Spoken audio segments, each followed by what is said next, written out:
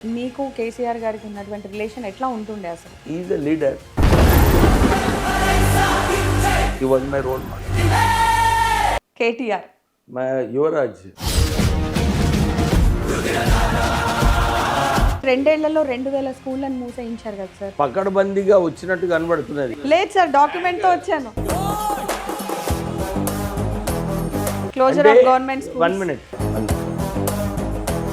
కేసీఆర్ టైంలో ఏమైంది? 60,000 కోట్ల అప్పు ఉంది. ప్రాజెక్టులు కనిపిస్తున్నాయి.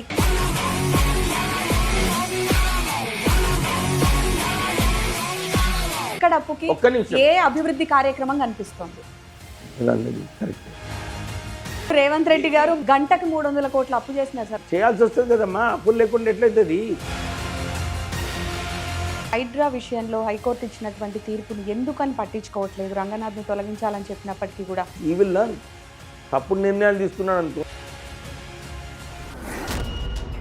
మీ సజెషన్స్ తీసుకుంటారా? ఎక్కడ మన సలహా అవసరం లేదో అక్కడ నేను సలహా ఇవ్వను. నెక్స్ట్ ఎలక్షన్స్ కి కాంగ్రెస్ ఖచ్చితంగా అధికారంలోకి వస్తుందని మీరు నమ్ముతున్నారా? ఏమోనమ్మా, నాకైతే తెలియదు. కాంగ్రెస్ ప్రభుత్వం వచ్చిన తర్వాత రియల్ ఎస్టేట్ ధమాల్ అన్నది అని చెప్పేసి జనాలు అంటున్న దానికి మీ ఆన్సర్ కావాలి. ధమాల్ అంటున్నారు కానీ రియల్ ఎస్టేట్ ఇస్. మీ చెన్నూరు నియోజకవర్గ విషయానికి వస్తే ఇప్పటి వరకు మీరు చెప్పుకోదగ్గ చేసినటువంటి పనులు సహకారం ఏం లేదు.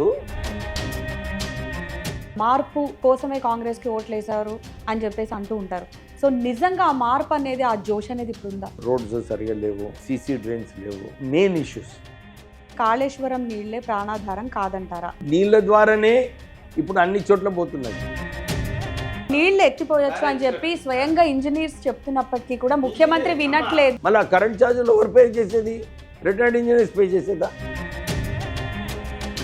1 ఇయర్లో 1,00,000 రేషన్ కార్డులని తొలగించడం జరిగింది.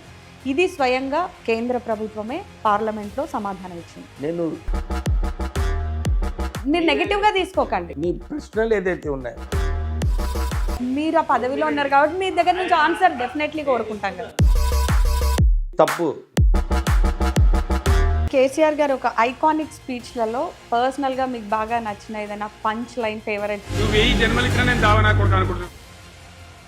నేను ఆయన దగ్గరికి చాలా నేర్చుకున్నాను. రేవంత్ రెడ్డి గారికి సీఎంగా మీరు ఇచ్చే మార్కులు ఎన్ని అవుట్ ఆఫ్ 100?